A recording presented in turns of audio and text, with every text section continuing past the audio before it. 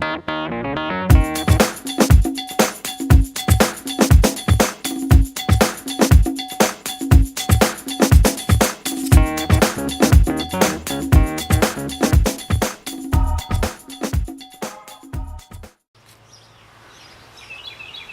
this segment, we're going to talk about attaching our accessory SearMate to your Holland Grill. The SearMate's a great product. It's an infrared burner that gets up to over 900 degrees really quick, lets you sear steaks or burgers and finish them off on the Holland. It will fit all of our current models, full-size grills, and most of the old ones. First thing you want to do, of course, just like any product, unpack it all. Make sure all your parts are there. You can look at your owner's manual and check off.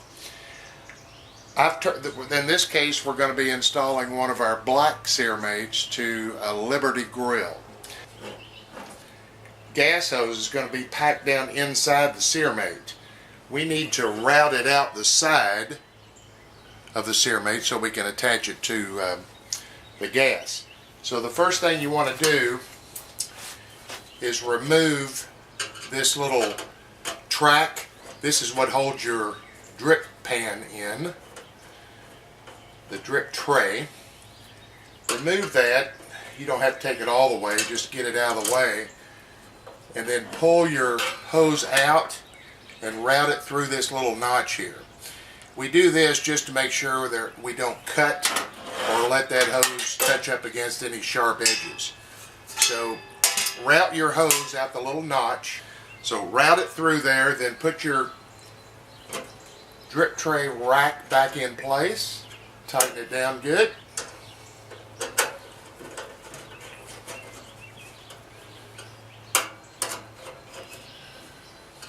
The other thing you want to install before you start attaching it to the grill is this little hose guard.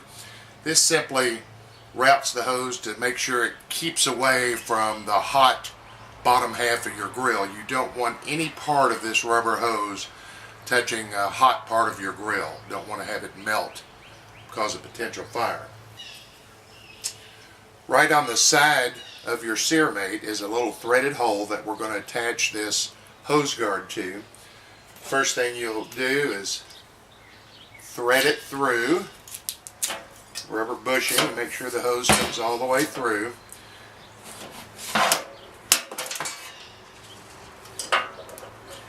And this will attach, this is looking at it upside down, with a little Phillips head screw right into that threaded slot on your SearMate. Line that up with a little hole on the side of the SearMate. Tighten it up with that Phillips screw. It's a threaded slot, so it'll fit right in. You don't need a nut on the other side. Tighten that up. Now you've installed your hose guard that'll keep your hose from touching the hot surface. Now we're going to take a look at attaching it to the grill.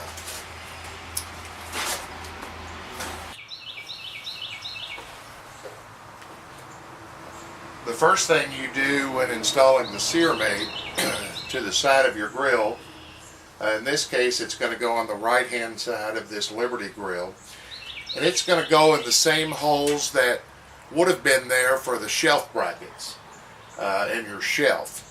So those shelf brackets and shelf come off, and we use the same bolts that we're holding them on to attach the SearMate bracket. Now here's one thing, important thing to notice. There's two sets of holes. You can see one is further away from the edge than the other. One is a lot closer. The edges that are a lot closer, the holes that are closer, that's the one that goes in the up position. So you'll install it in that position with these threads towards the top. So it's pretty simple.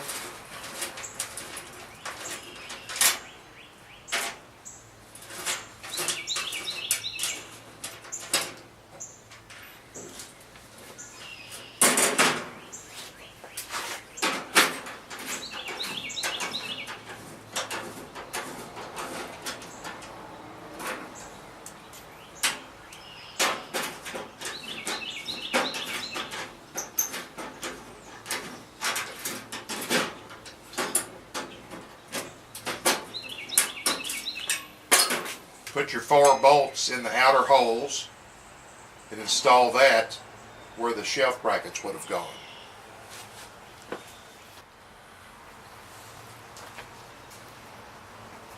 After you've installed the SearMate mounting bracket, remember, put the side that has the slots closest to the edge in the upward position.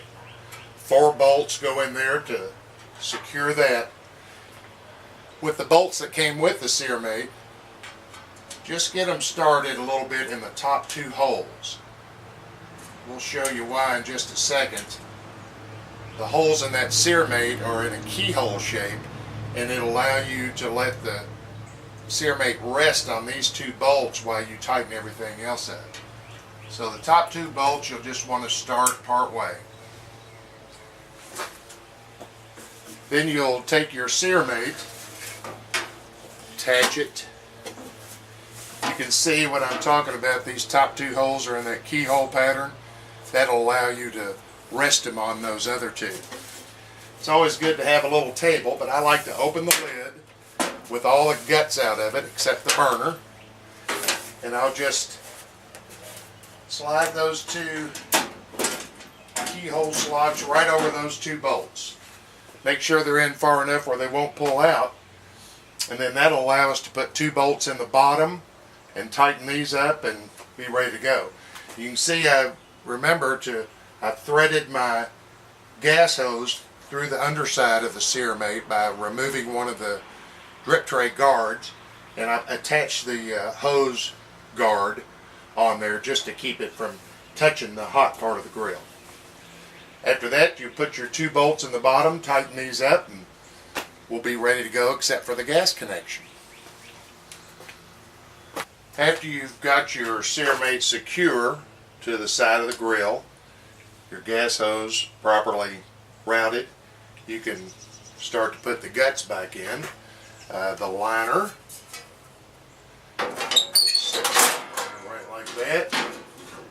Your cooking grate, stainless steel cooking heavy duty grate, and you should just slide your drip tray right in, and we'll put our gas knob on, and you're about ready to go. Now all we have to do is hook up the gas, and we'll do that here in just a minute.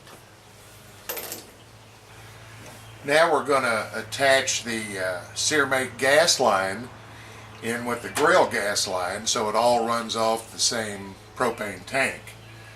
The first thing you want to do is remove your control panel. There were 4 Phillips head screws. I removed those.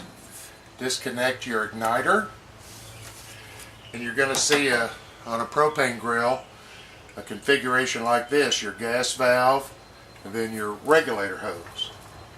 What we're going to have to do here is tee into this connection so that you can hook up the SearMate hose to one end, and then your regulator hose will attach to the other end. To do this, you really only need a pair of channel locks and an adjustable wrench. The channel locks are for holding the gas valve in place while you disconnect the regulator hose that came with the grill. They're usually on there tight, so get that connected off. And remember the very important thing: anytime that you connect or disconnect hoses with any gas grill, you want to do a spray test with soapy water to make sure there's no leaks once you've put it all back together. So disconnect your regulator hose.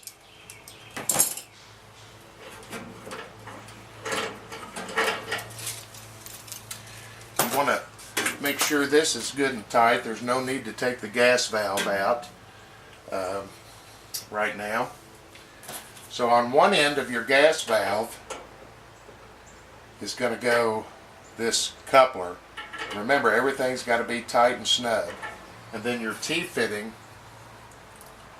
will go into the other end. Coupler and the T-fitting. that all screws together. You want to make sure it's tight, and that's where the channel locks come into play. We can make sure that's good and tight by holding the T-valve tight and then making sure your coupling is tight. The other end of the coupler, there's no need for pipe tape or anything here for leaks because these are flared fittings. Flared fittings don't leak naturally when they go into a flared coupler. So we'll put that on. Get that good and finger tight to start out with. And notice I'm holding this so that it doesn't turn. Getting it finger tight. And I don't want this moving around. I want to kind of position them down because it's going to be, the trick here is just to make sure again that none of the hoses with this extra coupling are going to be anywhere close to the bottom of the grill where it could melt. So I'll hold this, tighten it up good. Now that you've got your coupler attached to the gas valve and the T joint secured and tightened, now you want to hook up your gas hoses. The SearMate hose from what you just installed will go on one of the brass nipples of this T connector. Get it good and finger tight, and then we'll tighten it up with a wrench later. And then your regulator hose that you took off earlier that will attach to your propane tank goes on the other brass nipple. And it's, as we said, anytime you attach or detach and then put back on hoses and fittings, you want to make sure that they're good and tight. So I'm going to grab this back here with these channel locks and tighten this fitting up really good with my adjustable wrench. Same thing for the SearMate hose. Just make sure everything's good and tight. And we'll check it later for leaks. Now, before I tighten up this gas valve with the little lock nut back there, I want to make sure my holes are going to line up. So I'll turn that until the gas stem is moving up and down easy and my screw holes are lining up. And then I will hold it in place, and behind it I will tighten up this lock nut. We don't want this assembly moving, so make sure it's good and tight back here behind the gas valves, a lock nut. So now then what we'll do after this is all good and tight, we'll hook up our propane tank, we'll turn the gas on at the tank, and then spray all these connections with soapy water to make sure there's no leaks. Wherever there's brass and rubber attached, you want to spray that to make sure you've got no leaks. Make sure the hose is not touching anything on this bottom grill or the side. That can get really hot. We don't want your rubber hoses to melt. After that, you'll be done. Put your control panel back on. Attach your igniter. Very simple little process there. Make sure it's good and snug. Put your control panel back on. Make sure the stem is unencumbered. You can push it in and out easy. Put your 4 screws on. You're ready to go. Get your gas tank hooked up and you're ready to sear and Holland Grill, which is the best of both worlds.